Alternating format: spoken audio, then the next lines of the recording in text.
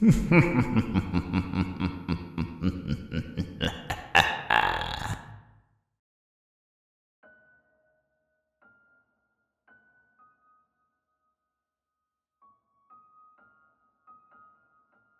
well do you trust the exits and turnoffs that dot your local interstate highway? I tell this story to make you reconsider taking such detours. While driving through heavy rain on the Ohio Turnpike last year, I caught sight of a plain-looking sign during an upward battle with my eyelids to stay open. The word sleep was in the title.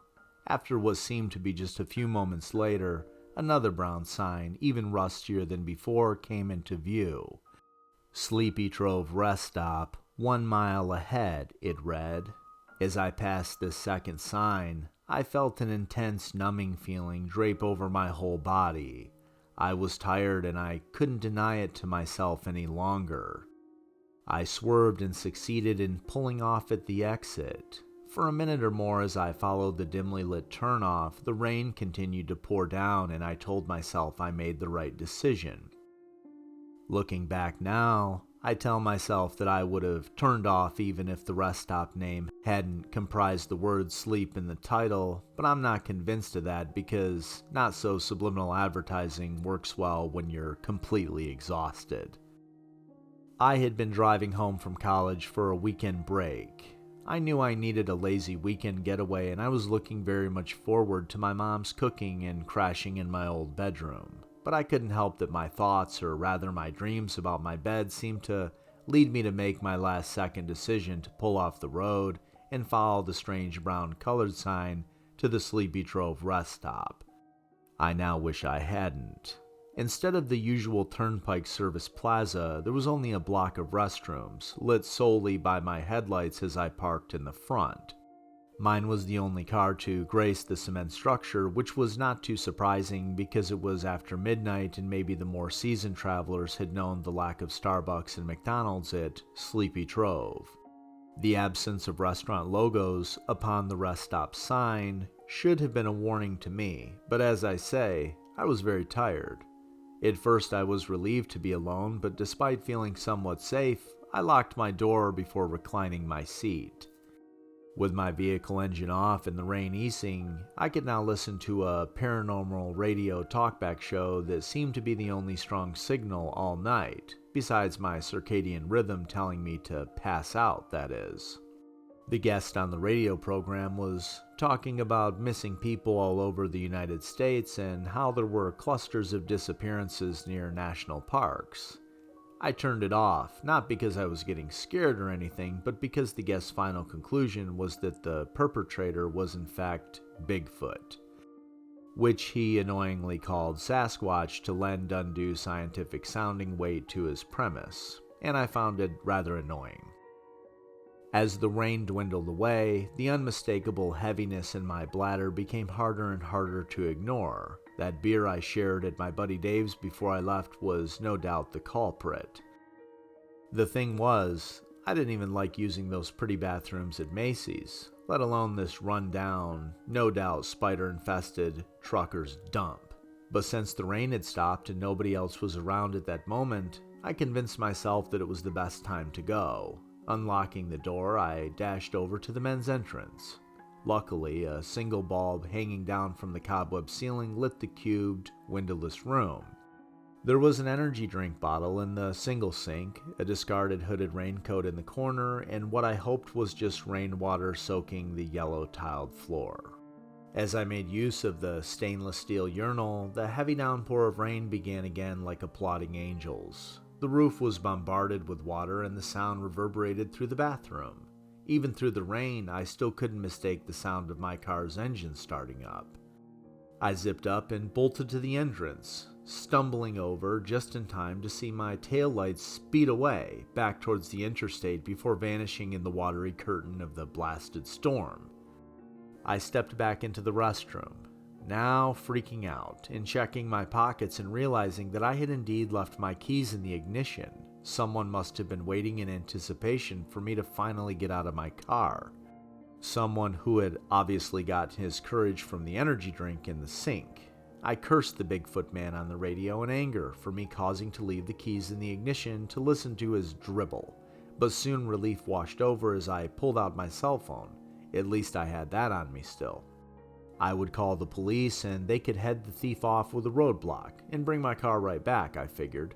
But right away I was back to cursing Dr. Sasquatch as soon as I saw there was no reception in this urine-soaked hellhole. It was then, as I was moving about the restroom trying to find a signal, that I first saw it. Well, I had of course noticed it earlier. The industrial blue hooded rain jacket plopped in the corner that had been there all along, but now out of the corner of my eye it shuffled ever so slightly. I stepped away, afraid there was a rat or something inside. Staring at the half-sitting-up jacket, I realized something about it unnerved me. It was sprinkled with water, but was against the far wall where rain couldn't have possibly reached it. There was also something else that caused me to shiver. A rusty old chain was attached to the tiled wall, and metal links trailed up the jacket's sleeve.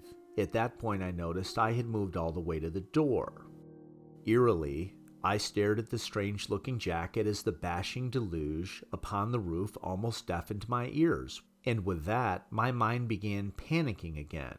My heart felt like it was about to leap out of my chest. Having my back already drenched from the downpour, I made the decision to get away and try to find a signal on my phone, and to also think clearly away from the noisy ceiling. I first considered heading for the road and trying to flag down a car or truck, but knew they wouldn't see me on the rain-swept road. Instead, I circled around the back of the restroom block, using my phone as a light source and constantly checking the bars for reception. I tried to text a quick message to my friend Dave, stuck at Sleepy Cove Rest Stop on Turnpike, "Come help." I was so fixated at seeing a signal icon that my feet almost stepped into a lake that was down a slight hill from the restroom. Looking across the rather large lake, I could see what looked like little houses lit up against the night's darkness. After my eyes adjusted, I made out the houses that were on an island, and that they were not houses at all. The lights were coming from one facility. It was a collection of huts and cabins circled by a veranda, very much like a campground, and there was still no activity on my phone. I followed the lake for a few minutes until coming to an ancient, half-sunken, missing planked wharf. There was no corrugated iron sign that, when illuminated by my phone, read, "Sleepy Trove Boy Scout Camp." I immediately glanced back over to the set of cabins across the lake, but could see no sign of them anymore. I assumed trees or some other mass were blocking the lights from that position.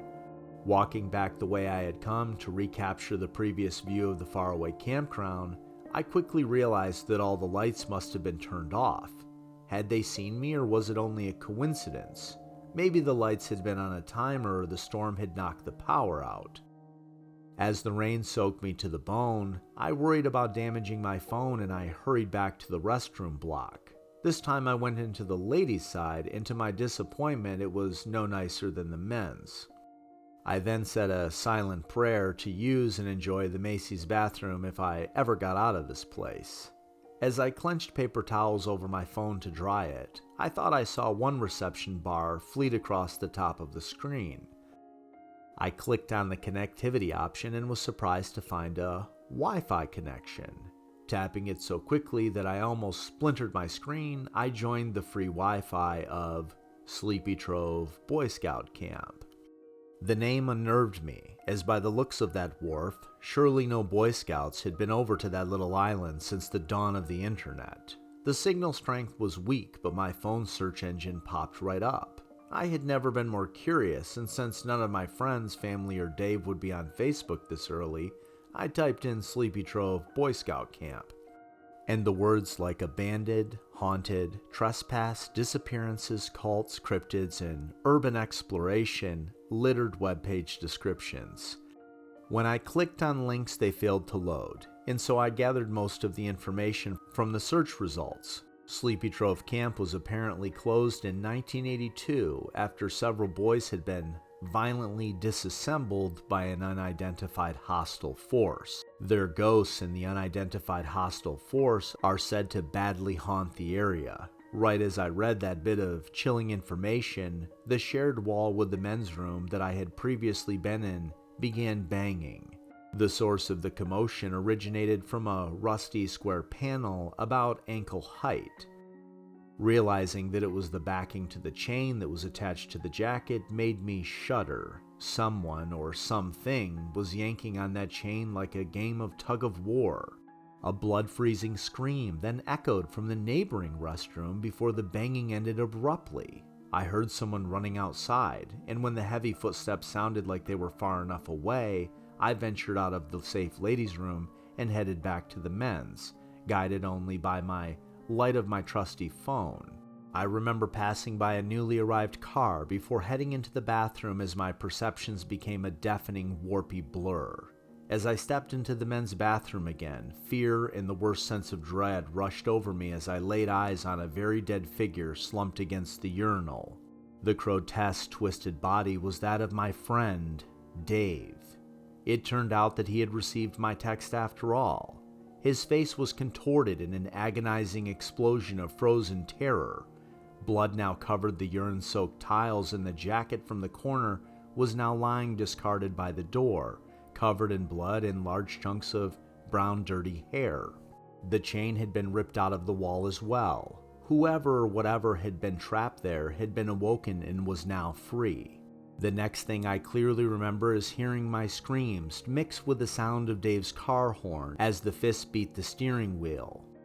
I've done little research since that horrifying night. My car was found just one stop down the turnpike. Traces of similar filthy brown hair were discovered on the driver's seat. The police said they were adult, whereas the hair from the restroom was from a child, both most likely that of a primate. I let my parents handle liaison with the police after that. I don't know what lights I saw over at Sleepy Trove Boy Scout camp that night, but I often imagine they lived there and traveled to the structures and facilities that dot the mainland to find their victims. Trespassing on the Boy Scout Camp Island can bring with it a $1,000 fine, but I wouldn't even go back if they paid me that much. It's not like I could return anyway. The Sleepy Trove exit is gone, and the restroom block has been torn down. Try searching for it online, or, heavens forbid, on the turnpike itself, and you won't find any trace of it. But I fear as we move further and further away from them, they will continue to encroach more and more upon us. As I said, do you trust those stops off the highway? I sure don't.